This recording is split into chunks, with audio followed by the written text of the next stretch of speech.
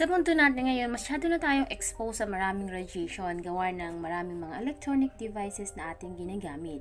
Kaya naman ang isang paraan upang mabawasan ang ating pagkaka-expose sa mga electromagnetic radiation ay punan ng ating mga tahanan ng mga halaman na maaring sumipsip or matanggal ang mga waves na ito. Ang pagpapanatili ng mga halaman sa paligid natin ay maaring makatulong sa atin na mas pasiglahin, pabaan ang ating antas ng stress at mabawasan ang dalas ng sakit ng ulo na madalas na nauugnay dahil sa radiation. At bilang isang bonus, ginagawang itong mas maganda ang iyong bahay at panatilihing malinis ang iyong hangin. Kaya naman narito ang 10 mga halaman na tumutulong sa pag-alis at pagsipsip ng mga electromagnetic radiation. Number 1, snake plant. Ang snake plant na kilala rin bilang mother in lutang ay isa pang halaman na napaka-epektibo pagdating sa pagsipsip ng radiation ng computer. Ang paglalagay nito malapit sa iyong computer o malapit sa iba pang mga pangunahing pagkukunan ng radiation ay maaaring maging isang mahusay na paraan upang mapanatiling healthy ang iyong silid. Gumagawa din ito ng isang kamanghamanghang trabaho ng pag-convert ng CO2 sa oxygen, kaya makikinabang ka mula sa mas malinis na hangin at mas clear at mas malakas na baga. Ang mahaba payat na itsura ng snake plant ay isang mahusay na karagdagan sa anumang silid.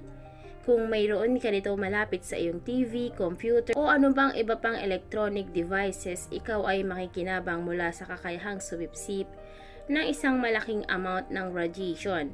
Protektahan ang kapwa mo at ang iyong pamilya mula sa mga nakakapinsalang epekto ng electromagnetic waves. Pangalawa, spider plant. Ang spider plant ay katulad sa itsura ng snake plant, ngunit sa halip na matigas, ang mga dahon nito ay malambot. Ang spider plant ay isang makatas na hindi lamang sumisipsip ng pollution at nililinis ang iyong tahanan ng mga nakakapinsalang gas, ngunit kapaki-pakinabang din ito sa pagsipsip ng radiation mula sa iyong mga electronic gadgets. Ito ay isa sa mga pinakamatipid na paraan upang maprotektahan ang iyong sarili at ang iyong pamilya mula sa nakakapinsalang mga waves ng EMF or electromotive force na maaring matagpuan sa buong iyong tahanan, lalo na sa mga lugar na may mga electronic devices. Ikatlo, betel leaf plant. Ang halaman ng dahon ng betel ay isang maganda at simpleng halaman na accent para sa anumang silid. Sa tuktok ng magagandang itsura nito ay may malakas itong kakayahang sumipsip ng mga electromagnetic waves. Dahil mayroon itong hydroxyl at superoxide scavenging properties, maaari itong magamit upang maalis ang mga radioactive na sangkap na ito sa hangin. At bilang karagdagan dito, hinihigop nito ang mga nakakapinsalang gas, nangangahulugan na ang hangin sa iyong bahay o opisina ay magiging malinis at clear para hayaan kang makahinga ng mas madali. Ang halaman ng dahon ng betel din ay maraming nalalaman at maaaring lumaki sa isang hardin o sa isang balkonahe o sa isang lalagyan sa loob ng iyong bahay. Kung nais mong samantalahin ang mga radioprotective properties nito, maaaring nanaisin mong panatilihin ito sa loob malapit sa iyong mga devices na naglalabas ng pinakamaraming radiation. Ang radiation ay dumadaloy sa isang tuwid na linya. Kaya tandaan na kapag naglagay ka ng halaman, tiyaking hindi maiblock ang landas nito ng iba pang mga items. Sunod, stone lotus flower.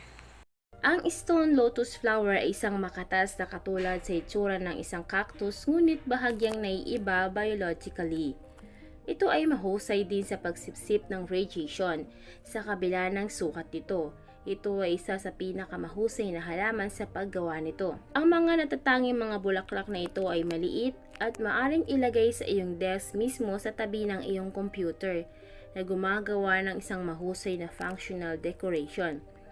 Makakakita ka ng isang bagay na maganda at alam mong pinoprotektahan ka nito mula sa mga nakakapinsalang waves na lumalabas sa iyong electronic device. Ang mga halaman ng lotus ay medyo abot kaya maaari ka makakuha ng isang bungkos sa mga ito upang ilagay sa paligid ng iyong bahay para sa isang cohesive. Nakapagtalaga sila ng isang sukat para sa kanilang laki at makakatulong sa pagsipsip ng radiation sa buong bahay mo. Number 6, aloe vera. Matagal na ginagamit ang aloe vera para sa maraming mga layunin na panggamot. ngunit may kakayahan din itong sumipsip ng mataas na antas ng radiation. Tulad ng maraming iba pang malulusog na halaman, ang halaman ng aloe vera ay naglilinis din ng iyong hangin ng lubusan. Sumisipsip ng mga carbon dioxide at nagko-convert sa oxygen. Dahil sa mga katangian na radioprotective nito, dapat mong ilagay ang iyong halaman ng aloe vera sa isang tuwid na linya mula sa elektronikong aparato na nagpapalabas ng radiation. Siguraduhin huwag maglagay ng anuman sa pagitan ng dalawa dahil mapapaliit nito ang kakayahan ng halaman na sumipsip ng radiation. Ang pagkakaroon ng maraming mga halaman ng aloe vera sa buong bahay ay isang mahusay na paraan upang maprotektahan ang iyong sarili mula sa radiation at panatilihing malinis at sariwa ang iyong hangin. Number 7, ivy. Ang ivy ay isa din sa mga pinakamahusay na sumisipsip ng radiation na magagamit. Maari itong sumipsip ng hanggang sa 90% ng benzene sa hangin sa loob ng 24 hours. Nangangahulugan ito na ito ay lubos na epektibo at umeepekto agad siya. Kaya maaari ka nang magsimulang makinabang sa oras na binili at inalagay ang mga gandang halaman na ito sa iyong bahay. Kilala rin ito upang linisin at lubos na mapabuti ang kalidad ng iyong hangin. Inaalis sa mga sangkap tulad ng carbon dioxide, carbon monoxide at formaldehyde. Ang ivy ay maaaring itanim sa loob ng bahay o sa labas. Ngunit kung nais mong samantalahin ang kakayahan nitong harangan at puksain ng radiation, pinakamahusay na gamitin ito sa loob ng bahay. Madaling lumaki sa loob hanggat meron kang isang silid na maaaring magbigay sa halaman ng maraming liwanag ng ilaw. Kung mayroon kang mga malalaking bintana sa bahagi na nakaharap sa tibok ng iyong bahay, ito ang mainam na lugar upang mailagay ang halaman. Number 8, asparagus fern. Ang asparagus fern ay may isang kahanga-hangang samyo at lubos na epektibo pagdating sa pagsipsip ng radiation. Maari itong kilala sa mga katangian ng antioxidant na makakatulong upang maprotektahan ka laban sa pinsala, na maaring sanhi ng pagkakalantad sa gamma radiation. Ito rin ay isang malakas na halaman para sa pagsipsip ng mga electromagnetic waves na maaring nagmumula sa iyong computer, television o iba pang mga elektronikong aparato sa iyong tahanan. At ito ay isa pang easy plant na dapat alagaan. Ang asparagus fern ay ginagawa para sa isang mahusay na panloob na dekorasyon na items at isang halaman bilang tagasipsip ng radiation. Ang mga ito ay medyo matinik, gayunpaman tiyakin na magsuot ng mga guantes kapag inaayos sila at ilayo ito mula sa kung saan maaaring ma-access ito ng mga bata o ng mga halagang hayop. Gustong-gusto ng mga asparagus fern ng tubig kaya palaging panatilihin itong hydrated at tubigan ito araw-araw. Ito ay mas mahusay na lumalago sa loob ng bahay. Number 9, mustasa. Ang mga mustasa na gulay ay hindi lamang isang masarap at nutritional items na pagkain. Mahusay din sila para sa pagprotekta laban sa electromagnetic radiation. Habang mas maganda na makita mo ang mga ito na lumalago sa mga hardin sa labas, ang mga gulay na mustasa ay maaari ring maging kapaki-pakinabang sa loob ng bahay dahil maaari nilang maprotektahan ka laban sa pinsala na maaring sanhi ng stress ng oxidative o radiation. Nangangahulugan nito na ang iyong hangin ay magiging mas malinis at ang dami ng radiation sa iyong bahay ay lubos na mababawasan. Maaring naisin mong simulan ang iyong mustasa na gulay sa labas, ngunit kapag mayroon ka ng sapat, maaari mong ilipat ang ilan sa panloob na palayok.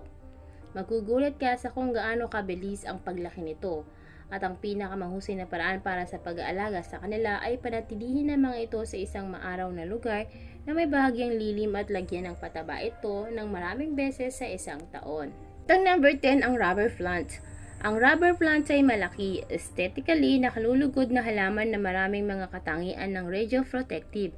Nakakatulong ito na sumipsip ng mga electromagnetic waves kung saan ito ay nakalagay, ngunit ito ay magiging pinamahusay kung nakalagay malapit sa iyong mga electronic device. Ang paglalagay ng ilan sa buong bahay ay magbibigay sa iyo ng isang tropical na pakiramdam habang pinoprotektahan ka mula sa maraming mga nakapipinsalang mga electromagnetic waves na patuloy na pinapalabas sa iyong tahanan.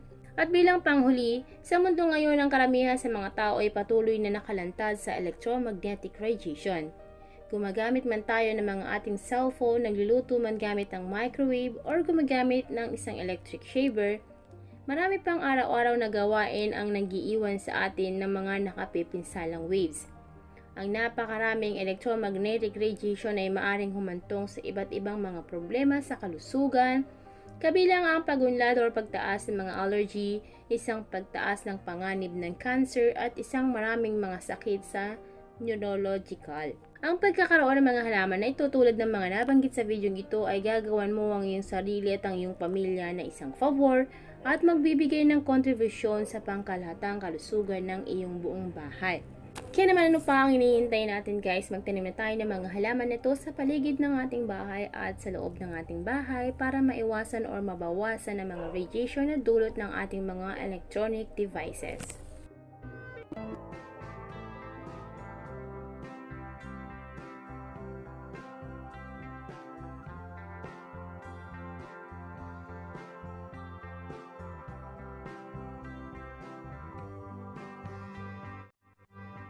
Dati ang aking buhay ay kulang sa sigla. Gandang taglay ko ay hindi nila makita. Ngunit nang ikaw ay makilala, ang beauty ko'y lililingon na. So pick and pack, shop till you drop. Sa easy shop, gagandang buhay. Pick and pack, shop till you drop. Sa easy shop, mundong magiging makulay. Pick and pack, shop till you drop. Sa easy shop, gagandang buhay. Pick and pack, shop till you drop. Sa easy shop, mundong magiging makulay.